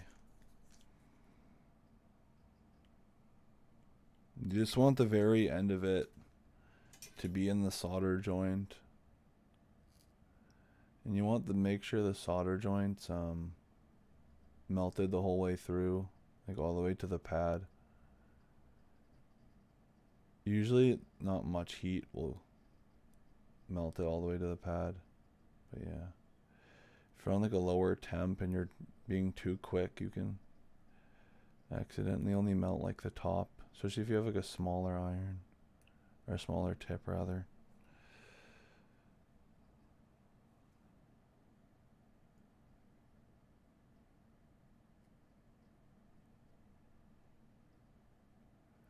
That could be better.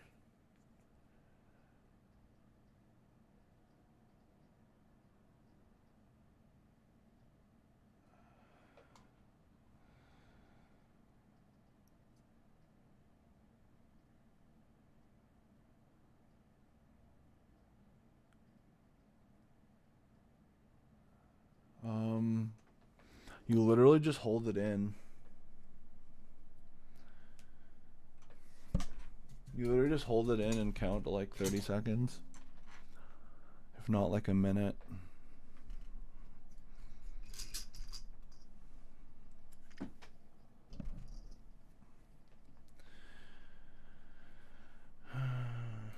I'll show you on these ones again, but I was just doing it to the other ones. I mean the other ends.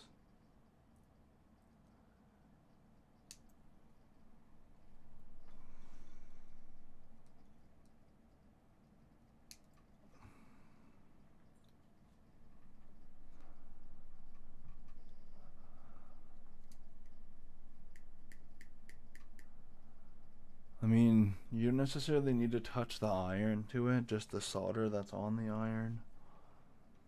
But like, yes. That's just like really basic soldering though. You want it to be a good connection. You want it to be like completely melted. Or completely molten rather. Here, I'll put this under the microscope.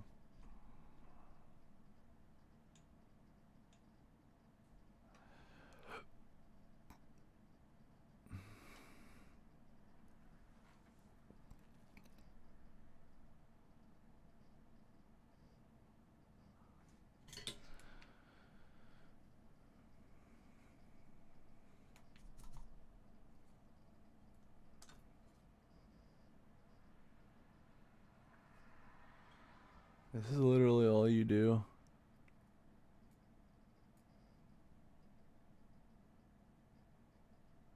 And just wait.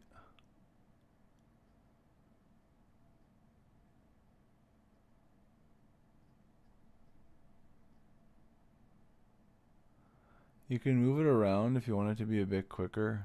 That's all you need to do.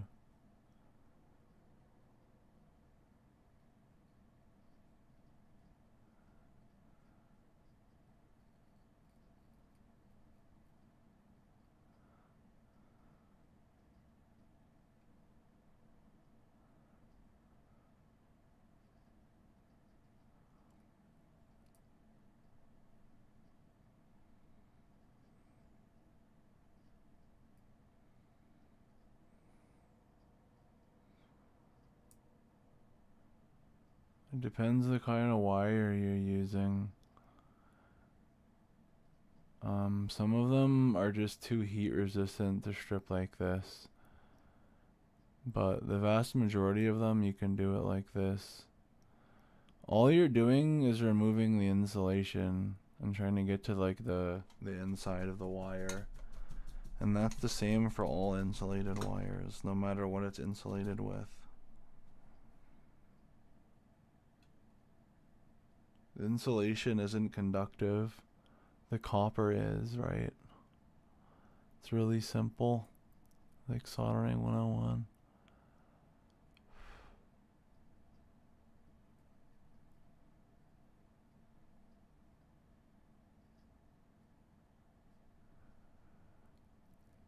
If you solder down insulation, it's not going to conduct anything. So that's why you remove the insulation, so you can solder the copper. Oh, I need flux.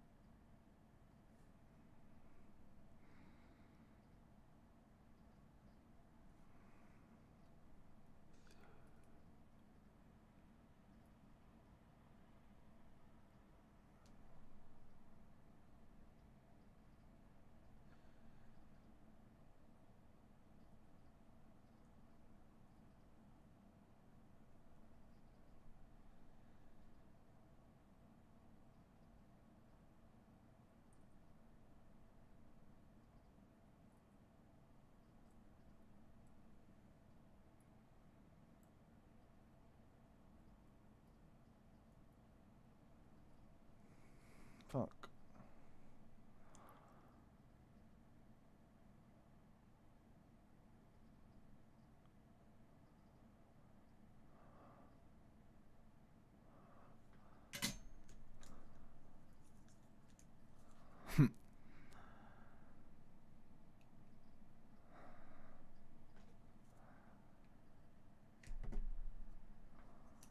They all gotta be perfect.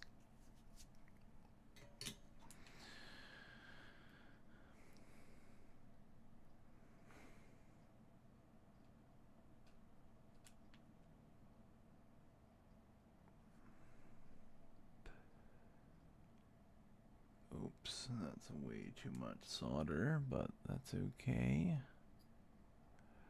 Fuck.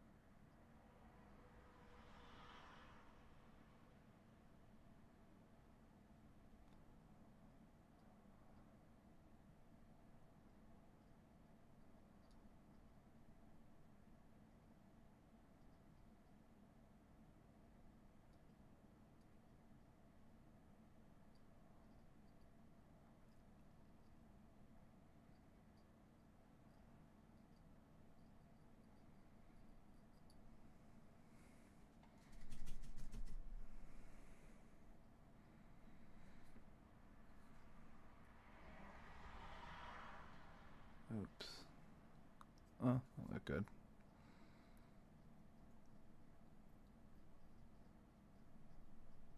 Perfect.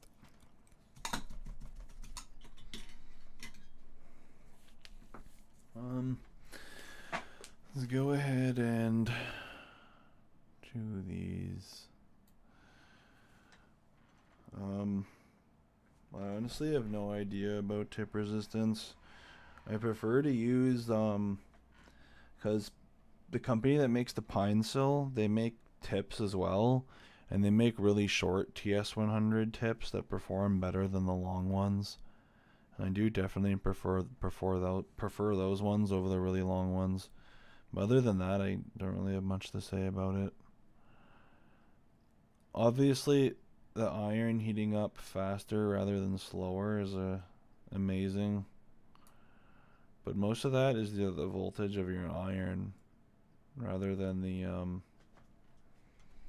tip resistance. But I'm sure the tip resistance matters too. You want to run your iron at 28 volts ideally, The TS100 should support it. Same with the TS101. You might need to do a firmware update, but you need really new USB-C stuff to be able to do that. Damn it, it looks like the C ended up fucking up. That sucks.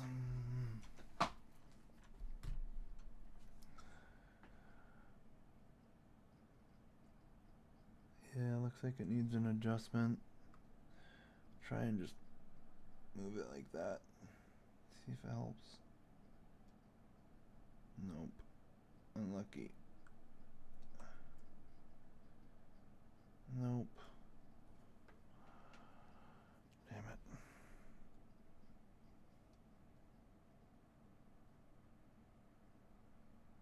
Damn.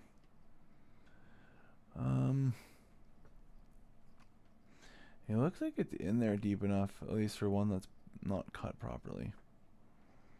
Damn it. I think it's not really moving. Damn, yeah, I'm gonna have to add more heat.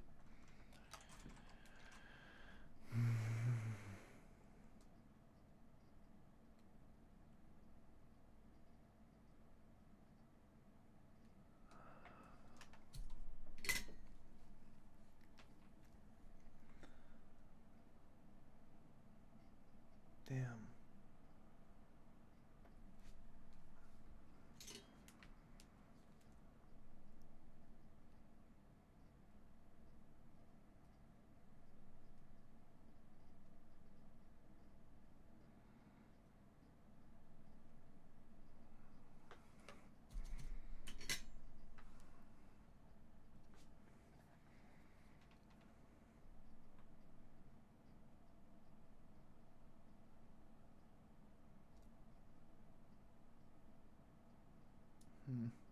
It might be okay. Let's see. Oh, let's put that on a microscope for you guys.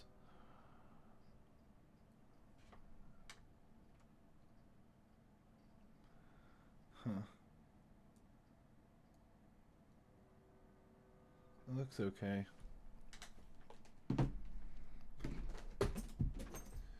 Fuck. I really wish I had some Gatorade right now. I'm gonna go buy some after. What point? This? Honestly, pre-tinning doesn't really help much with anything. The only thing I'd say it's decent to pre-tin is probably this one. Only on the top side though. Everything else, I wouldn't say it's worth it to pre-tin. I just stopped pre-tinning everything, to be honest. Nah, just don't. It doesn't even matter. Just don't even pre-tin. The only thing I don't even pre-tin this anymore. But this is the only thing I'd consider pre-tinning, to be honest. The reason I stopped pre-tinning is because, well, if you do the top ones, it's fine. Like, if you want to pre-tin, do the top ones. But don't do the bottom ones. Because if you do the bottom ones, they're going to be, like stuff isn't going to sit flat. And it's going to look weird. Trust me. If you're going to pre-tin, only do the top. I just stopped entirely, though.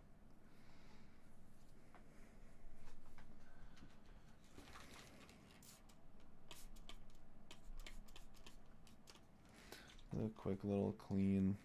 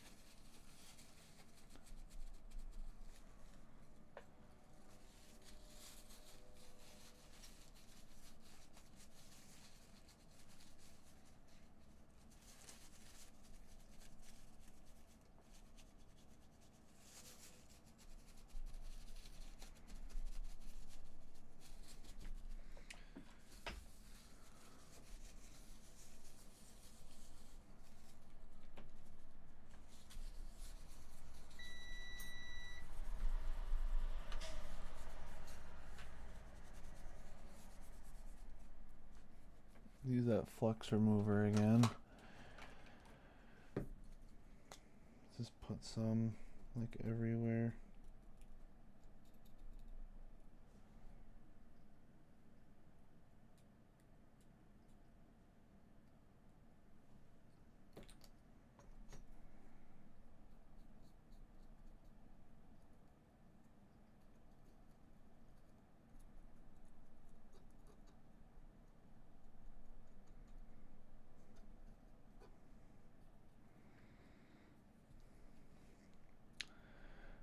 Some tissues will leave a lot of residue. You don't want that. I'd highly recommend using Kim Tech wipes on Amazon. And if you don't have Kim Tech wipes, I'd probably just use Q-tips.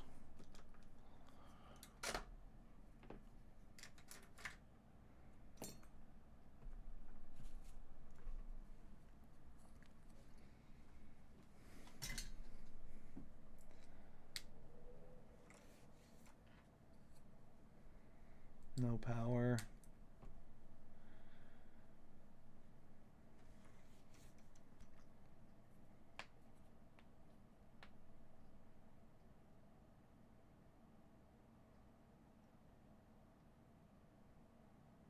I think it's working.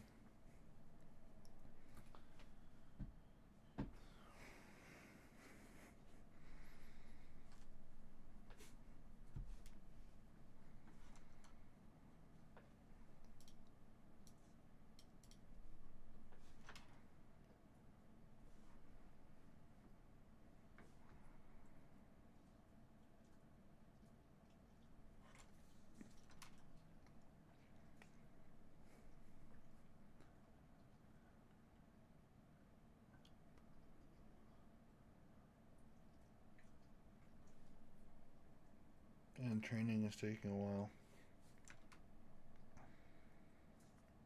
There we go.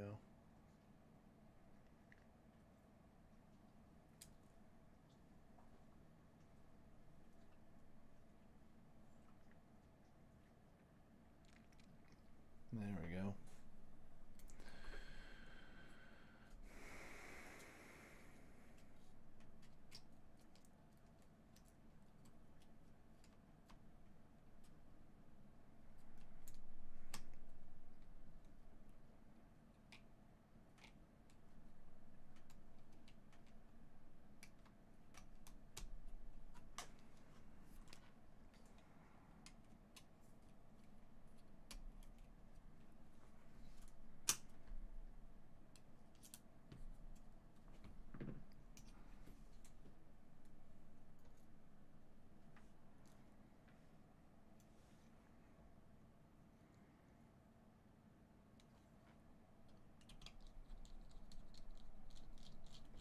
And I grabbed the wrong screws. Whoops.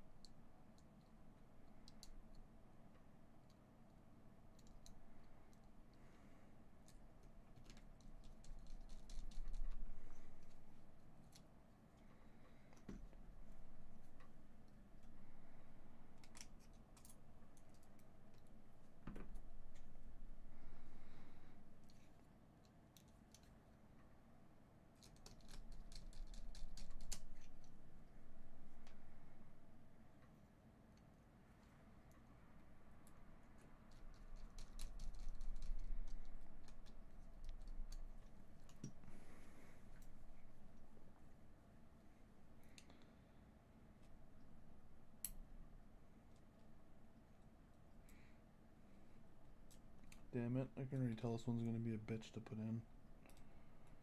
Skip it for now.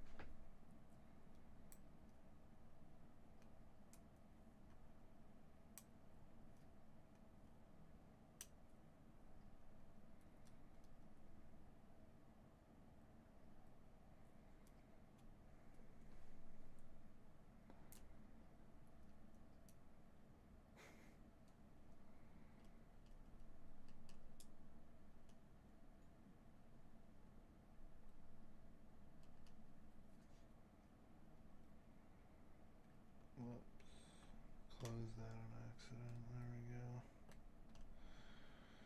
Try this one again.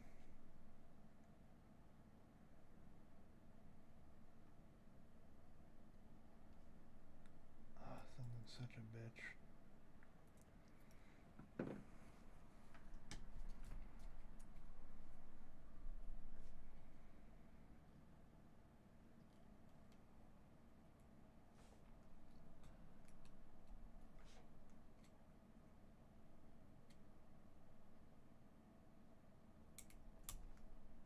There we go.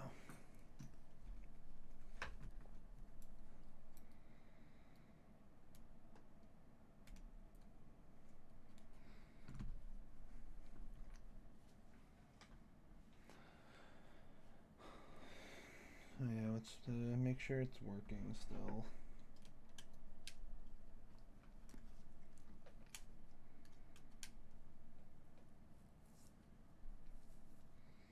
Really hope the screen's working. Please tell me the chip just hasn't exploited yet. Please? Please? Okay, thank you, it's working.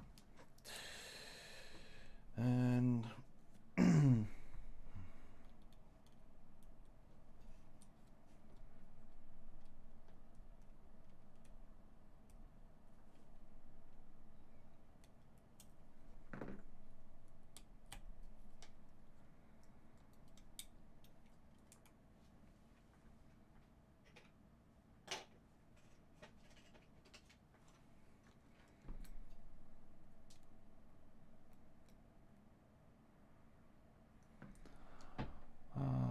thermal paste.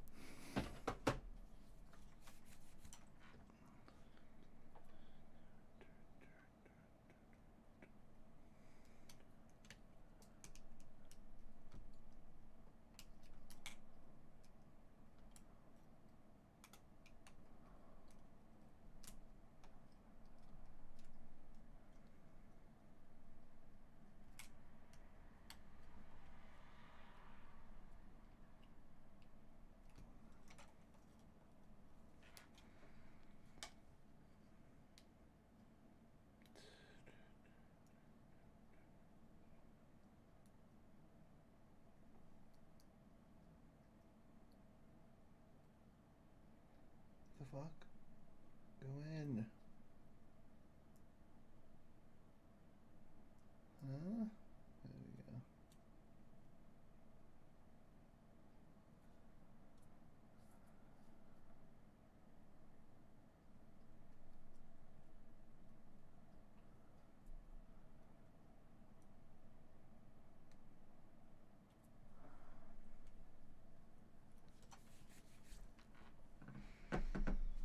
Okay, time to put everything back together.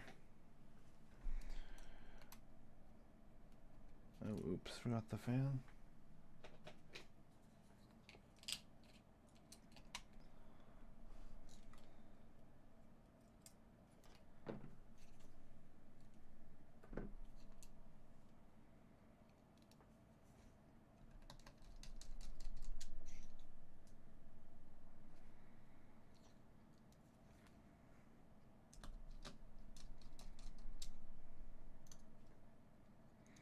I'm so hungry. Maybe I'll go to Denny's. I don't know. Maybe not. Probably stop at 7-Eleven and see what they have. If they don't have the kind of Gatorade I want, maybe I will go to Denny's. I'll get like a lemonade and shit. Like some pumpkin pie.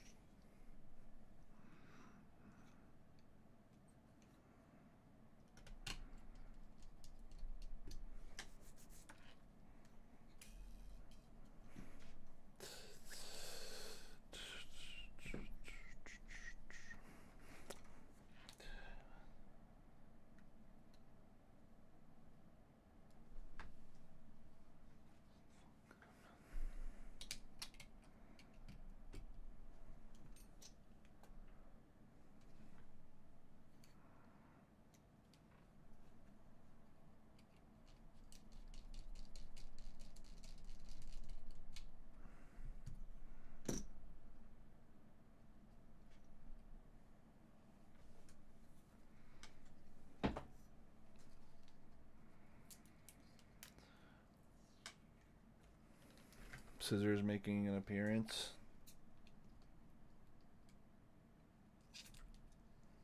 I fucking love these scissors. They're honestly goated. Best pair of scissors ever made.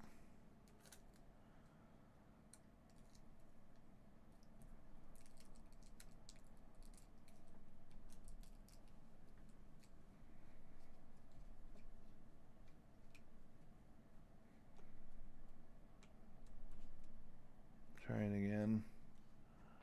Looks good though. Perfect. And now we'll throw the back shielding on.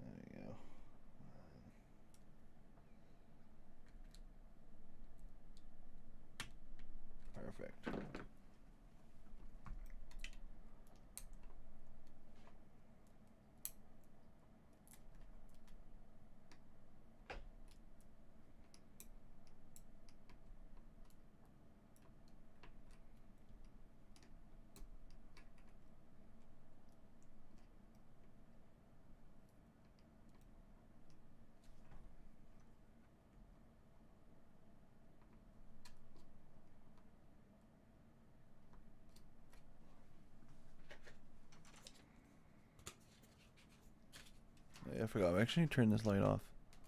That'll make the stream look a lot nicer. Fuck, my bad. I should have turned that off a while ago. That light makes the stream look fucking awful. But I can't see anything on the microscope without it, so. My lord, the stream looks so much better now.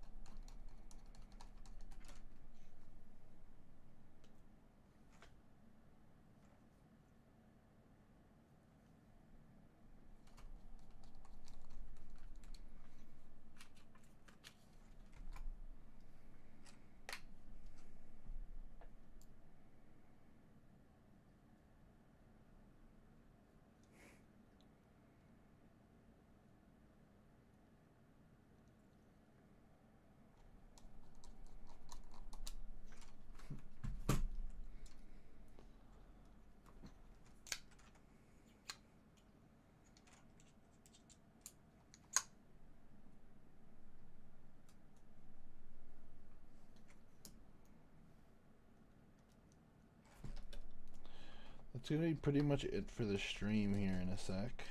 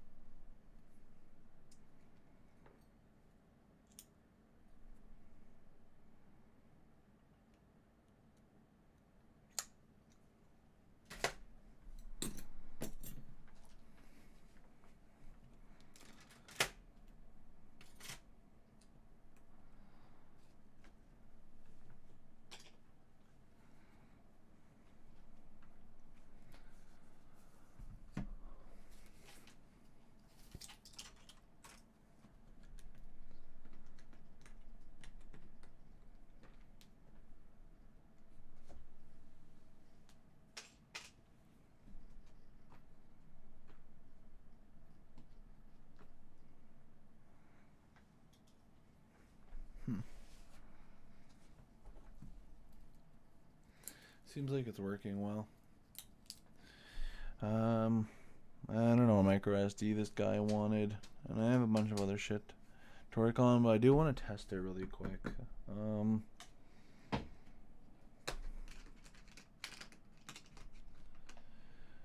I think at least one of these micro SDs already has files on it.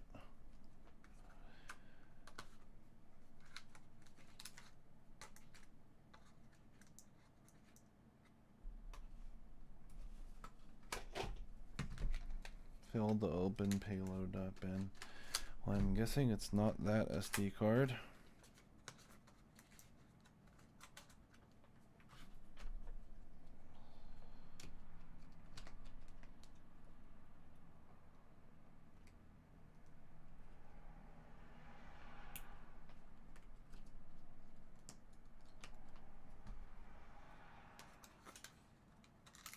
Whoa.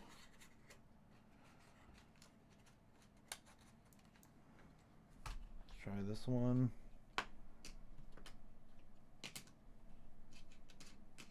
Fuck, wow, I'm so unlucky right now. That's wild. Let's try one more. If that one doesn't work, I will just load one with my computer. But I swear I had another micro SD here that was 100% loaded. I wonder where I ended up putting it. Fucking hell. That's annoying. I think I might have lost it. It was like a cheap 64 gig one. They're worth like $5, but still. Whatever. Try it again. I swear it was like right here. Whatever it went. Whatever. Okay, there we go.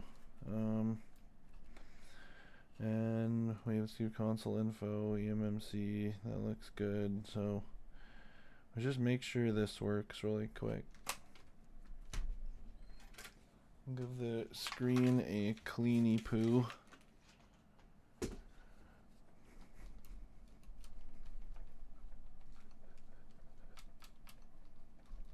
Looks like we're working perfectly.